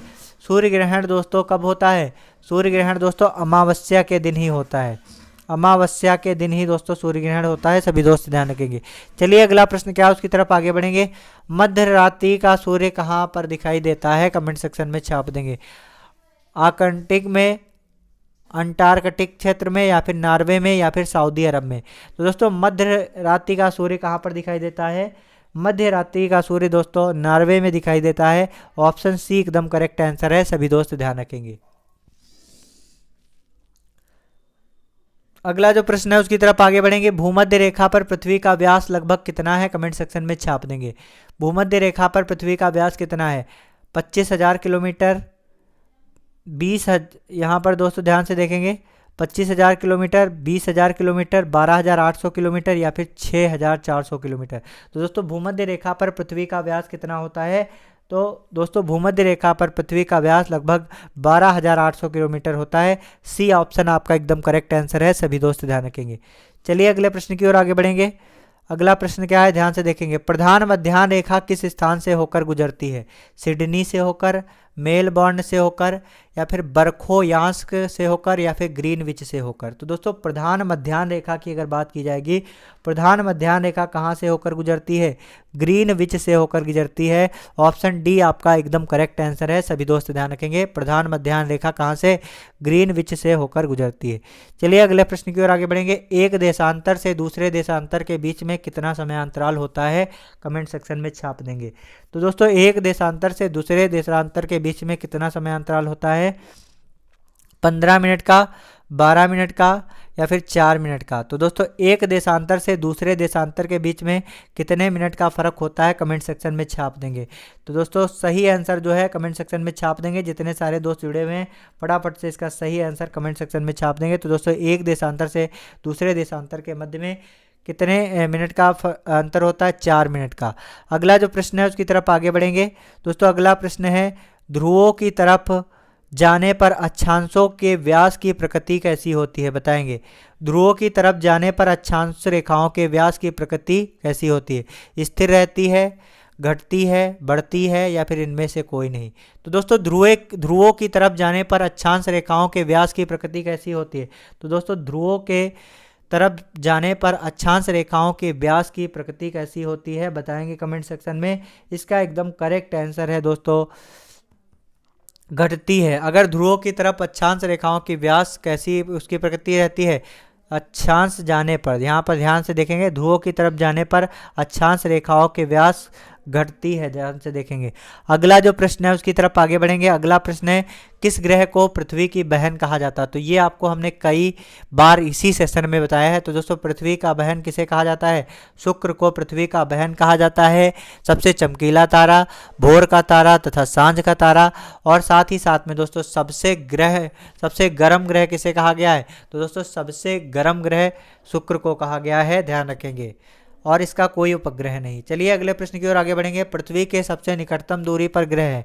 तो दोस्तों पृथ्वी के सबसे निकटतम दूरी पर ग्रह कौन सा है? बुध है दोस्तों, और साथ ही साथ में यह सौरमंडल का सबसे छोटा ग्रह भी है। अगला जो प्रश्न है उसकी तरफ आगे बढ़ेंगे। अगला दोस्तों प्रश्न है पृथ्वी में कौन सा तत्व सर्वाधिक मात्रा में पाया जाता है? कैल्शियम, लोहा, सिलिकॉन या फिर ऑक्सीजन? तो दोस्तों पृथ्वी में कौन सा तत्व सर्वाधिक मात्रा में पाया जाता है? इसका एकदम करेक्ट आंसर है ऑक्सीजन। दोस्तों ऑक्सीजन सर्वाधिक मात्रा में पाया जाता है। सभी दोस्त ध्यान रखेंगे। पृथ्वी में सर्वाधिक मात्रा में कौन सा तत्व पाया जाता है? ऑक्सीजन पाया जाता है। ये हम आपको बता चुके, कितना पाया जाता है? लगभग 20.95%। ध्यान रखेंगे। अगला जो प्रश्न है उसकी तरफ आगे बढ़ेंगे।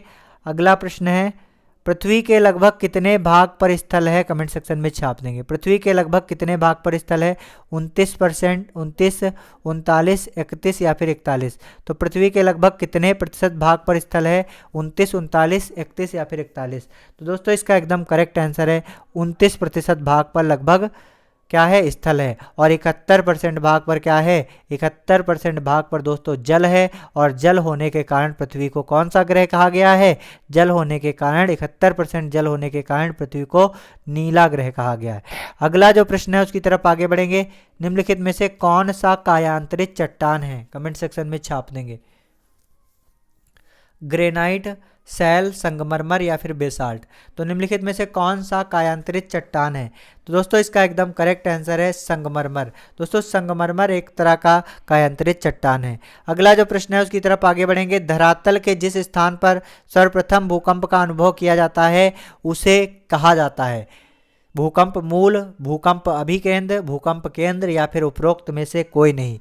तो दोस्तों धरातल में जिस स्थान से भूकंप का अनुभव किया जाता है उसे भूकंप अभिकेंद्र कहा जाता है। क्या कहा जाता है? भूकंप अभिकेंद्र कहा जाता है। सभी दोस्त ध्यान रखेंगे।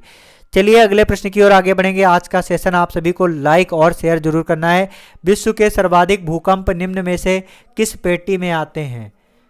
तो दोस्तों विश्व के सर्वाधिक भूकंप निम्नलिखित में से किस पेटी में आते हैं? हिंद महासागरीय पेटी, मध्य महासागरीय पेटी, परिप्रशांत महासागरीय पेटी या फिर उपरोक्त में से कोई नहीं? तो सर्वाधिक भूकंप किस पेटी में आते हैं? कमेंट सेक्शन में छाप देंगे। तो दोस्तों सर्वाधिक भूकंप की अगर बात करी जाएगी तो परिप्रशांत महासागरीय पेटी में सर्वाधिक भूकंप आते हैं। अगला जो प्रश्न है उसकी तरफ आगे बढ़ेंगे। रिएक्टर स्केल से क्या मापा जाता है? कमेंट सेक्शन में छाप देंगे। भूकंप की तीव्रता, सापेक्षिक आर्द्रता, वर्षा की मात्रा या फिर ताप? दोस्तों रिएक्टर स्केल से क्या मापा जाता है? कमेंट सेक्शन में छाप देंगे। दोस्तों रिएक्टर स्केल से अगर बात की जाएगी, रिएक्टर स्केल से क्या मापा जाता है? तो दोस्तों रिएक्टर स्केल से भूकंप की तीव्रता मापा जाता है। और भूकंप के अध्ययन को क्या कहा जाता है दोस्तों? भूकंप के अध्ययन को सिस्मोग्राफ कहा जाता है। सभी दोस्त ध्यान रखेंगे। भूकंप के अध्ययन को क्या कहा जाता है? सभी दोस्त बताएंगे। तो दोस्तों भूकंप के अध्ययन को क्या कहते हैं? सिस्मोग्राफ कहते हैं। सिस्मोग्राफ क्या कहते हैं? सिस्मोग्राफ किसे कहते हैं? यहाँ पर थोड़ा सा दोस्तों ध्यान रखेंगे। सिस्मोग्राफ किसे कहते हैं? दोस्तों अध्ययन को नहीं कहते हैं। सिस्मोग्राफ दोस्तों एक प्रकार का क्या है? यंत्र है दोस्तों। क्या है? यंत्र है दोस्तों। किसको नापने का? तो दोस्तों भूकंप को मापने का यंत्र कौन सा है? भूकंप को मापने का यंत्र, तो दोस्तों भूकंपीय तरंगों को मापने का यंत्र कौन सा है? तो भूकंपीय तरंगों को मापने का यंत्र है सिस्मोग्राफ है। सभी दोस्त ध्यान रखेंगे, सिस्मोग्राफ। अगला जो प्रश्न है उसकी तरफ आगे बढ़ेंगे। अगला प्रश्न है भूकंपीय तरंग को किस यंत्र से मापा जाता है? तो यहाँ पर दोस्तों वही प्रश्न आ गया जो कि पिछले प्रश्न में आपको बताया था। तो दोस्तों भूकंपीय तरंगों को किस यंत्र से मापा जाता है? तो दोस्तों इसका एकदम करेक्ट आंसर है सिस्मोग्राफ, ऑप्शन सी एकदम करेक्ट आंसर है। सभी दोस्त ध्यान रखेंगे। चलिए अगले प्रश्न की ओर आगे बढ़ेंगे। वह कौन सा महाद्वीप है जहां पर एक भी ज्वालामुखी नहीं है? कमेंट सेक्शन में छाप देंगे। तो दोस्तों वह कौन सा ज्वालामुखी है जहां पर एक भी ज्वालामुखी नहीं है? यूरोप, अफ्रीका, दक्षिणी अमेरिका या फिर ऑस्ट्रेलिया? तो दोस्तों कौन सा महाद्वीप है जहां पर एक भी ज्वालामुखी नहीं है? तो दोस्तों इसका एकदम करेक्ट आंसर है ऑस्ट्रेलिया। दोस्तों ऑस्ट्रेलिया महाद्वीप में एक भी ज्वालामुखी नहीं है। सभी दोस्त ध्यान रखेंगे। अगर आपसे पूछा जाए कमेंट सेक्शन में, सभी दोस्त बताएंगे ज्वालामुखी की बात की जा रही है, तो एक बार सही आंसर जो है कमेंट सेक्शन में छाप देंगे, ज्वालामुखी। अगला जो प्रश्न है उसकी तरफ आगे बढ़ेंगे। सबसे ऊंचा ज्वालामुखी कोटोपैक्सी कहां पर स्थित है? कमेंट सेक्शन में छाप देंगे। सबसे ऊंचा ज्वालामुखी जिसका नाम है दोस्तों कोटोपैक्सी ज्वालामुखी, या कहां पर स्थित है बताएंगे? जापान, इक्वेडोर, कोस्टारिका या फिर पेरू? तो दोस्तों अगर बात की जाएगी कोटोपैक्सी, तो दोस्तों कोटोपैक्सी ज्वालामुखी कहां पर है? कोटोपैक्सी की अगर बात की जाएगी तो कोटोपैक्सी ज्वालामुखी इक्वाडोर में स्थित है। सभी दोस्त ध्यान रखेंगे, ऑप्शन बी आपका एकदम करेक्ट आंसर है, कोटोपैक्सी ज्वालामुखी। अगला जो प्रश्न है उसकी तरफ आगे बढ़ेंगे। निम्नलिखित में से किसे प्रकृति का सुरक्षा वाल्व कहा जाता है? कमेंट सेक्शन में छाप देंगे। ज्वालामुखी, भूकंप, ओजोन गैस या फिर नदियां? सही आंसर क्या होगा कमेंट सेक्शन में छाप देंगे। तो दोस्तों इसका एकदम करेक्ट आंसर है ज्वालामुखी। दोस्तों ज्वालामुखी को प्रकृति की सुरक्षा का वाल्व कहा जाता है। सभी दोस्त ध्यान रखेंगे, प्रकृति की सुरक्षा का वाल्व किसे कहा जाता है? ज्वालामुखी को कहा जाता है।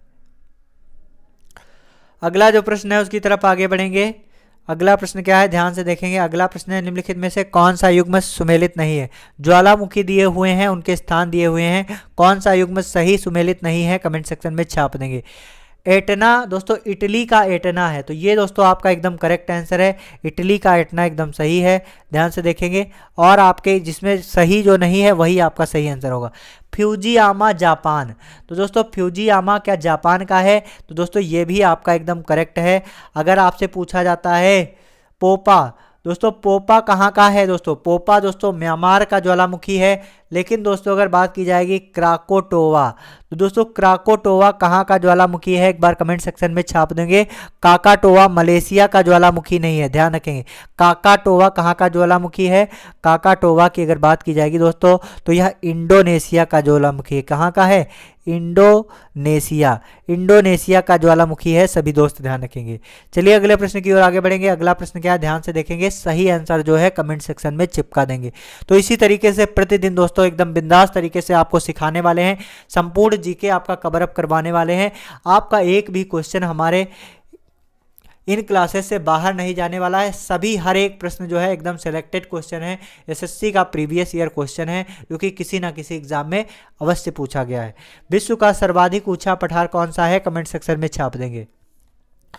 तो दोस्तों अगर आपसे पूछा जाता है विश्व का सर्वाधिक ऊंचा पठार कौन सा है, तो विश्व का सर्वाधिक ऊंचा पठार है तिब्बत का पठार।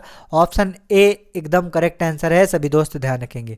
अगला जो प्रश्न है उसकी तरफ आगे बढ़ेंगे। निम्नलिखित में से किस देश को हजार झीलों का देश किसे कहते हैं? तो दोस्तों किस देश को हजार झीलों का देश कहा जाता है? तो इसका एकदम करेक्ट आंसर है दोस्तों फिनलैंड। फिनलैंड को हजार झीलों की भूमि कहा जाता है। सभी दोस्त ध्यान रखेंगे। अगला जो प्रश्न है उसकी तरफ आगे बढ़ेंगे। फटाफट से आप सभी लोग आज के सेशन को लाइक और शेयर जरूर करेंगे। विश्व की सबसे बड़ी मीठे पानी की झील कौन सी है? कमेंट सेक्शन में छाप देंगे। विश्व की सबसे बड़ी मीठे पानी की झील कौन सी है? एक बार कमेंट सेक्शन में छाप देंगे। जितने सारे दोस्त जुड़े हुए सभी लोग लाइक और शेयर जरूर करेंगे। जी हाँ दोस्तों, एक बार सभी लोग लाइक और शेयर जरूर करेंगे। तो दोस्तों विश्व की सबसे ज़्यादा मीठी पानी की झील कौन सी होती है? तो दोस्तों मीठी क्या होती है? मीठी याद रखेंगे सुपारी। दोस्तों मीठी होती है सुपारी। क्या होती है? ध्यान रखेंगे, ये आपकी ट्रिक है, मीठी होती है सुपारी। तो विश्व की सबसे मीठी पानी की झील कौन सी है? सुपीरियर झील है। कौन सी है? सुपीरियर झील। अगर दोस्तों पूछा जाए सबसे खारे पानी की झील कौन सी है, विश्व की सबसे खारे पानी की झील कौन सी है, कमेंट सेक्शन में छाप देंगे। तो दोस्तों कैस्पियन है। तो दोस्तों यहाँ पर ध्यान देंगे, कैस्पियन। दोस्तों अगर पानी खारा होगा तो कैसे पिएंगे, तो कैस्पियन से दोस्तों निकल के आता है, कैस से निकल के आता है कैसे, और पियन से निकल के आता है पिए। कैस से निकल के आता है कैसे और पियन से निकल के आता है पिए। तो कैसे पिएंगे अगर पानी होगा खारा। तो दोस्तों विश्व की सबसे अधिक खारे पानी की झील कौन सी है, कैस्पियन झील। इसी तरीके से ध्यान रखेंगे। तो सुपीरियर झील सबसे मीठी झील है। कैस्पियन झील की अगर बात की जाएगी तो विश्व की सबसे खारी झील कौन सी है, सबसे खारी झील कौन सी है, तो सबसे खारी झील कैस्पियन है। अगर आपसे पूछा जाएगी सबसे गहरी झील कौन सी है दोस्तों, तो सबसे गहरी, विश्व की सबसे गहरी झील कौन सी झील है, तो दोस्तों गहरी है जहां पर दोस्तों काल दिखता है, जहां हमें झांकने से क्या दिखता है, काल। काल का मतलब होता है दोस्तों मौत, मतलब इतनी गहरी झील है कि उसमें झांकना मौत के समान है। तो बैंकाल झील है। तो सबसे गहरी झील कौन सी है, बैंकाल झील। तो सभी दोस्त ध्यान रखेंगे। इसी तरीके से हम लोग दोस्तों बहुत ही बिंदास तरीके से याद करने वाले हैं हर एक क्वेश्चन को। दोस्तों अगर बात की जाएगी विक्टोरिया झील की, दोस्तों विक्टोरिया झील की अगर बात की जाएगी तो विक्टोरिया झील किस देश से संबंधित है दोस्तों, तो ये आपका युगांडा तथा केन्या देश से संबंधित है। किससे संबंधित है, युगांडा तथा केन्या देश से संबंधित है। सभी दोस्त ध्यान रखेंगे। तो यहाँ पर आपने क्या क्या सीखा, सबसे पानी की झील, सबसे मीठे पानी की झील सुपीरियर झील, कैस्पियन मतलब कैसे पिए, इतना खारा पानी है तो कैस्पियन झील सबसे खारे पानी की झील, बैंकाल झील जहाँ पर झांकने से काल नजर आता है, मौत नजर आती है, इतनी गहरी है दोस्तों। तो बैंकाल झील मतलब विश्व की सबसे गहरी झील है। और विक्टोरिया झील किस देश या किस क्षेत्र से संबंधित है, तो दोस्तों ये आपका केन्या तथा युगांडा से संबंधित है। तो इसी तरीके से बिंदास तरीके से प्रतिदिन सीखेंगे। आप सभी दोस्त लास्ट तक बने रहेंगे। अगला जो प्रश्न है उसकी तरफ आगे बढ़ेंगे। विश्व का सबसे ऊंचा जलप्रपात कौन सा है, बोयोमा, स्टैनली, एंजल या फिर नायाग्रा। तो दोस्तों विश्व का सबसे ऊंचा जलप्रपात कौन सा है, कमेंट सेक्शन में छाप देंगे। तो दोस्तों विश्व के सबसे ऊंचे जलप्रपात की अगर बात की जाएगी तो विश्व का सबसे ऊंचा जलप्रपात है एंजल। ऑप्शन सी एकदम करेक्ट आंसर है। सभी दोस्त ध्यान रखेंगे। अगले प्रश्न की ओर आगे बढ़ेंगे। अगला प्रश्न क्या है, ध्यान से देखेंगे। विश्व का सबसे बड़ा महासागर कौन सा है, कमेंट सेक्शन में छाप देंगे। तो दोस्तों विश्व का सबसे बड़ा महासागर कौन सा है, एक बार कमेंट सेक्शन में छाप देंगे। तो दोस्तों विश्व के सबसे बड़े महासागर की अगर बात की जाएगी तो विश्व का सबसे बड़ा महासागर कौन सा है, प्रशांत महासागर। ऑप्शन ए आपका एकदम करेक्ट आंसर है। सभी दोस्त ध्यान रखेंगे। विश्व का सबसे बड़ा महासागर कौन सा है, तो विश्व का सबसे बड़ा महासागर है दोस्तों प्रशांत महासागर, प्रशांत महासागर। अगला जो प्रश्न है उसकी तरफ आगे बढ़ेंगे। विश्व का सबसे गहरा गर्त दोस्तों मैरियाना ट्रंच।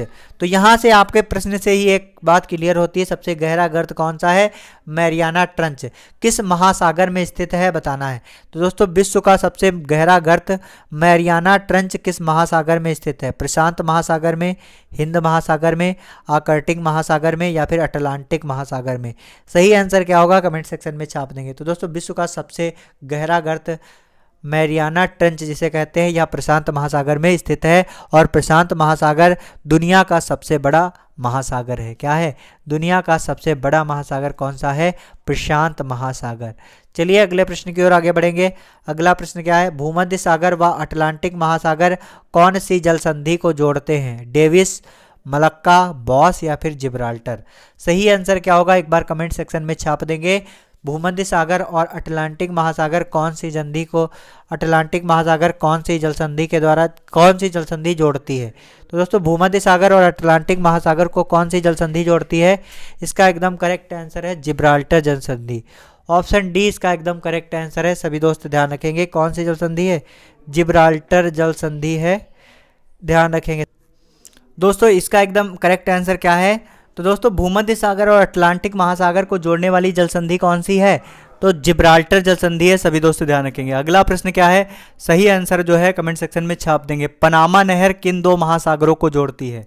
तो दोस्तों पनामा नहर किन दो महासागरों को जोड़ती है, भूमध्य एवं लाल सागर, प्रशांत एवं अटलांटिक महासागर, प्रशांत एवं हिंद महासागर, या फिर अटलांटिक एवं हिंद महासागर। तो दोस्तों पनामा नहर की अगर बात की जाएगी तो दोस्तों पनामा नहर किसे जोड़ती है? प्रशांत एवं अटलांटिक महासागर को जोड़ती है। कौन सी नहर? पनामा नहर। नाम याद रखेंगे, पनामा नहर जोड़ती है। सभी दोस्त ध्यान रखेंगे, पनामा नहर, पनामा नहर। अगला जो प्रश्न है उसकी तरफ आगे बढ़ेंगे। फटाफट से आप सभी दोस्त आज के सेशन को लाइक और शेयर करेंगे। स्वेज नहर जोड़ती है, तो स्वेज नहर किसे जोड़ती है? स्वेज नहर किसे जोड़ती है? कमेंट सेक्शन में छाप देंगे। तो दोस्तों स्वेज नहर किसे जोड़ती है बताएंगे। भूमध्य सागर को कैस्पियन सागर से, लाल सागर को हिंद महासागर से, या फिर भूमध्य सागर को लाल महासागर से। सही आंसर क्या होगा एक बार कमेंट सेक्शन में छाप देंगे। तो दोस्तों स्वेज नहर भूमध्य सागर को लाल सागर से जोड़ती है। अगला जो प्रश्न है उसकी तरफ आगे बढ़ेंगे। फटाफट से आप सभी लोग आज के सेशन को लाइक और शेयर जरूर करेंगे। दोस्तों कौन सी नहर, यहाँ पर नहर है ध्यान रखेंगे, कौन सी नहर बाल्टिक सागर को उत्तरी सागर से मिलाती है? कील, पनामा, सू या फिर स्वेज। तो दोस्तों कौन सी नहर बाल्टिक सागर को उत्तरी सागर से मिलाती है? तो दोस्तों कौन सी नहर बाल्टिक सागर को उत्तरी सागर से मिलाती है? इसका एकदम करेक्ट आंसर है कील। दोस्तों कील नहर जो है ध्यान रखेंगे बाल्टिक सागर को पनामा नहर से जोड़ती है। बाल्टिक सागर को किससे जोड़ती है? पनामा नहर से जोड़ती है, ध्यान रखेंगे। अगला जो प्रश्न है उसकी तरफ आगे बढ़ेंगे। अगला प्रश्न क्या है ध्यान से देखेंगे। सही आंसर जो है कमेंट सेक्शन में छाप देंगे। निम्नलिखित में से कौन सा युग्म सुमेलित नहीं है? जलधारा लिखा हुआ है और प्रकृति लिखी हुई है, तो कौन सा युग्म सुमेलित नहीं है एक बार बताएंगे दोस्तों। लैब्रेडोर ठंडी, अंगुलाह गर्म, या फिर क्यूरियोसियो गर्म, या फिर गल्फ स्ट्रीम ठंडी। तो सही आंसर क्या होगा कमेंट सेक्शन में छाप देंगे। तो दोस्तों गल्फ स्ट्रीम की प्रकृति ठंडी नहीं होती है, ध्यान रखेंगे, और बाकी सारे आपके सही हैं और यही आपका एकदम करेक्ट आंसर है। लेकिन इनकी प्रकृति इसमें तीनों ऑप्शन में सही है, लेकिन लास्ट वाले ऑप्शन में सही नहीं। गल्फ स्ट्रीम दोस्तों ठंडी नहीं होती, तो इसका डी आपका एकदम करेक्ट आंसर है। अगला दोस्तों विश्व का सबसे ऊंचा ज्वार कहाँ पर आता है? कमेंट सेक्शन में छाप देंगे। कच्छ की खाड़ी में, फंडी की खाड़ी में, खंबात की खाड़ी में, या फिर उत्तरी सागर में। तो दोस्तों विश्व का सबसे ऊंचा ज्वार कहाँ पर आता है? तो विश्व का सबसे ऊंचा ज्वार फंडी की खाड़ी में आता है। ऑप्शन बी एकदम करेक्ट आंसर है, सभी दोस्त ध्यान रखेंगे।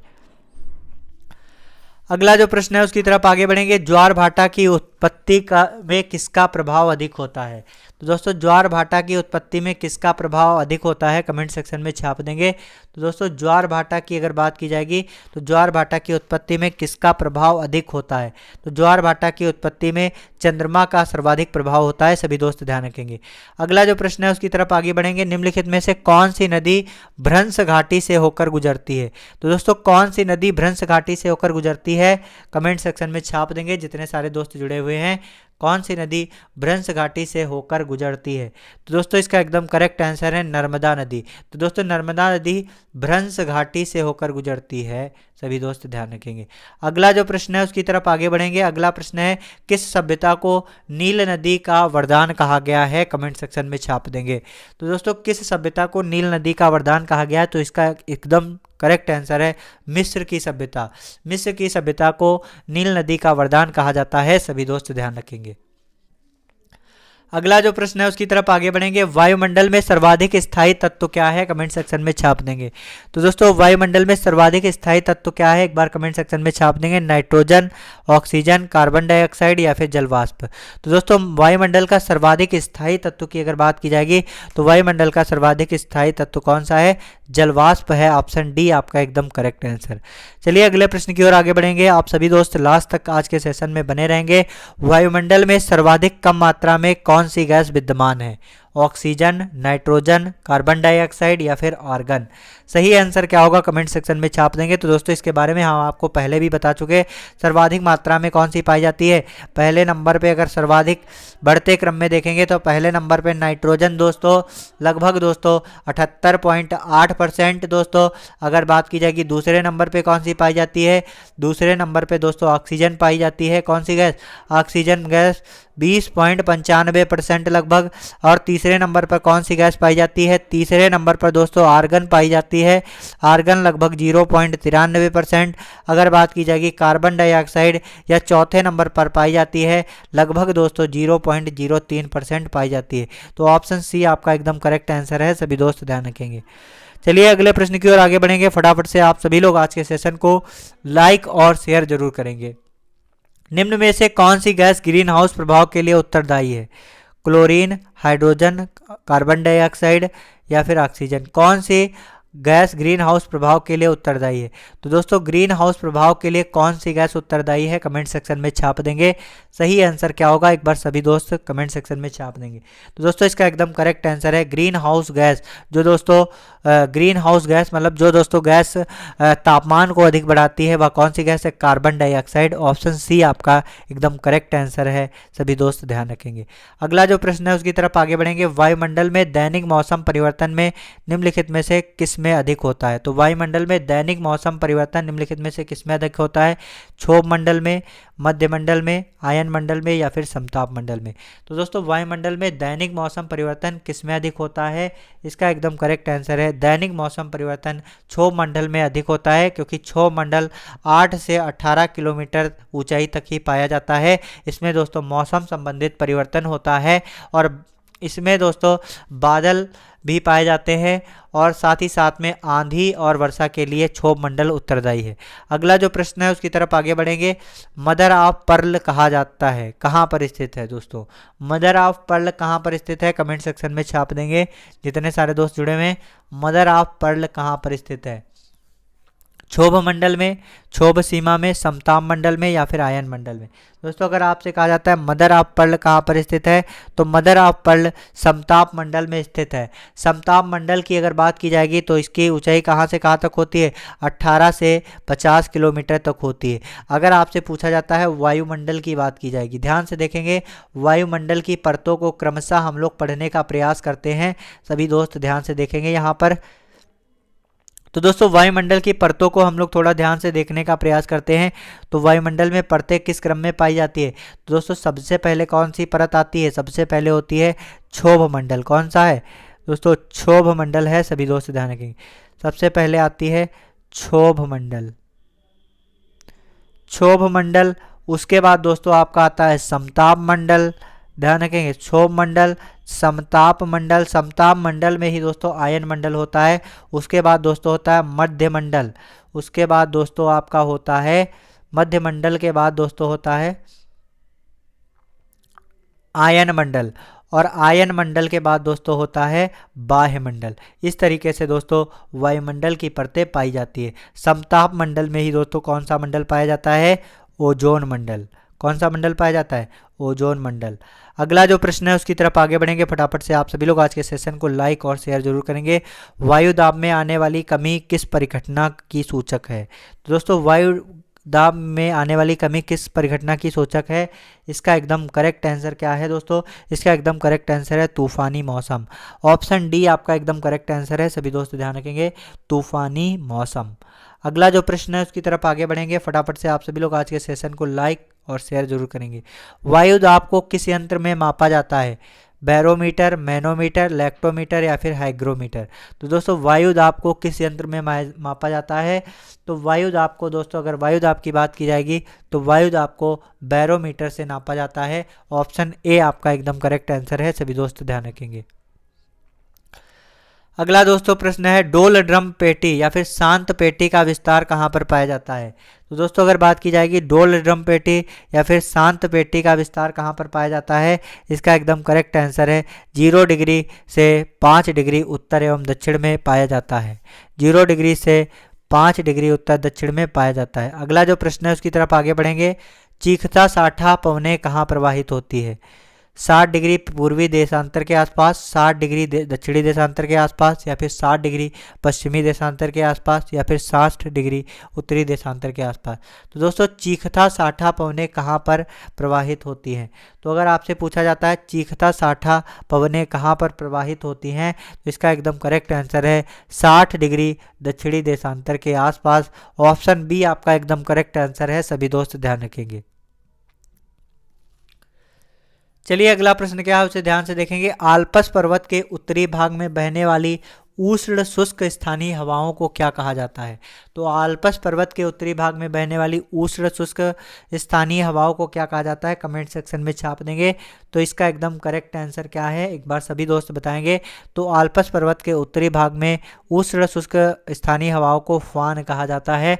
ऑप्शन ए आपका एकदम करेक्ट आंसर है, सभी दोस्त ध्यान रखेंगे। चलिए अगला प्रश्न क्या है उसकी तरफ आगे बढ़ेंगे। फटाफट से आप सभी लोग सही आंसर जो है कमेंट सेक्शन में छाप देंगे। किस मेघ से अत्यधिक वर्षा होती है? कपासी वर्षा, या फिर वर्षा स्तरी, या फिर पच्छाद स्तरी? तो दोस्तों किस मेघ से अत्यधिक वर्षा होती है, कमेंट सेक्शन में छाप देंगे। तो दोस्तों वर्षा स्तरी मेघ से अत्यधिक वर्षा होती है। ऑप्शन सी आपका एकदम करेक्ट आंसर है, सभी दोस्त ध्यान रखेंगे।